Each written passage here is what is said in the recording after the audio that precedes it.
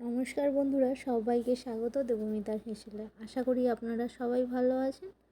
আজকে অনুষ্ঠান বাড়ির মতো পটল চিংড়ি রান্না করে আপনাদেরকে দেখাবো কিভাবে আমি পটল চিংড়িটা তৈরি করেছি। আর কি কি মশলা নিয়েছি সেটা তো আমি রান্নার সাথে সাথেই আপনাদেরকে বলে দেব। চলুন তাহলে রেসিপিটা দেখা যাক কিভাবে পটল চিংড়ি বানিয়েছি। এখানে আমি চিংড়ি মাছ 150 গ্রামের মতো নিয়েছি, সেটা দিয়েই পটল চিংড়িটা বানিয়েছি।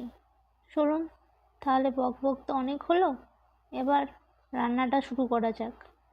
প্রথমে আমি ওভেনে কড়াইটা বসিয়ে দিয়েছি গরম হওয়ার জন্য। তারপর পরিমাণ মতো সর্ষের তেল দিয়ে দিলাম। তেলটা গরম হয়ে গেছে আর কড়াইটাও গরম হয়ে গেছে। প্রথমে আমি আলুগুলোকে ভেজে নেব। খুব একটা ভাজবো না, হালকা লাল করে ভাজলেই হবে। দেখুন ভাজা আমাদের কমপ্লিট। এবার ওই তেলের মধ্যেই আমি পটলগুলোকে ভেজে নেব। পটলগুলোকে ভালোভাবে ভেজে নেব লাল লাল করে। পটল চিংড়ি খেতে কে কে ভালোবাসেন অবশ্যই জানাবেন। আর আজকে যে পদ্ধতিতে আমি পটল চিংড়িটা বানাচ্ছি সেই পদ্ধতিতে একবার বাড়িতে ট্রাই করে দেখবেন। হাত চেটে পুটে সবাই খাবে। বকবক করতে করতে আমার পটলগুলো ভাজা হয়ে গেছে। আবার ওই তেলের মধ্যে চিংড়িগুলোকে ভেজে নেব। সবাই জানেন চিংড়ি খুব একটা ভাজতে নেই, কারণ চিংড়ি খুব একটা বেশি করে ভাজলে চিংড়ি শক্ত হয়ে যায়। অল্প লবণ ও হলুদ দিয়ে চিংড়িগুলোকে ভেজে নিলাম। দেখুন আমি খুব হালকা করেই ভেজেছি। আবারও ওই কড়ার মধ্যে অল্প পরিমাণে তেল দিয়ে জিরে ও শুকনো লঙ্কা ফোড়নে দিলাম। একটু নাড়াচাড়া করে একটা তেজপাতাও দিয়ে দিলাম। আবারও অল্প নাড়াচাড়া করে আমি পেঁয়াজ ও কাঁচা লঙ্কা বাটা এক বাটি দিয়ে দিলাম।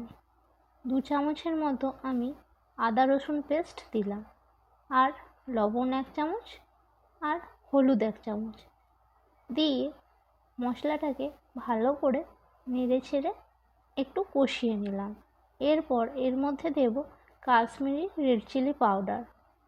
এটাও দিয়ে হালকা নাড়াচাড়া করে এরপর একে একে গুঁড়ো মশলাগুলো দিয়ে দেবো। 1/2 চামচের মতো জিরে গুঁড়ো আর 1/2 চামচের মতো ধনে গুঁড়ো দিয়ে একটু নেড়ে চেড়ে টমেটো পিউরি করে রেখেছিলাম একটা টমেটো, ওটা আমি দিয়ে দিলাম। দিয়ে হালকা নাড়াচাড়া করে এরপর নারকেল থেকে আমি দুধ আগেই বার করে রেখেছিলাম, ওটা 1 বাটি দিয়ে দিলাম। দিয়ে ভালো করে মশলাটাকে কষিয়ে নেব।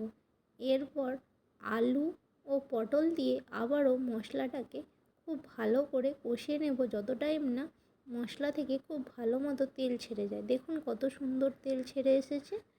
এইবার 2 বাটির মতো জল দিয়ে আলু ও পটলটাকে কিছু টাইমের জন্য ঢেকে রেখে দেব, যাতে আলু ও পটল খুব ভালো মতো সেদ্ধ হয় ও সমস্ত মশলা আলু ও পটলের মধ্যে ঢুকে যায়।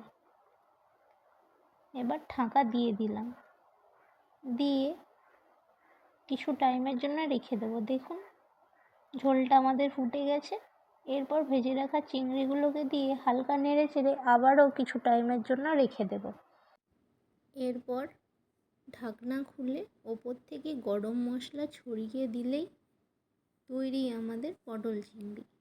রেসিপিটি কেমন লাগলো অবশ্যই জানাবেন। আর আমার রেসিপি যদি আপনাদের ভালো লেগে থাকে লাইক, কমেন্ট, শেয়ার, সাবস্ক্রাইব করবেন আমার চ্যানেলটিকে। আর ফেসবুক থেকে যারা দেখছেন তারা ফলো করে দেবেন।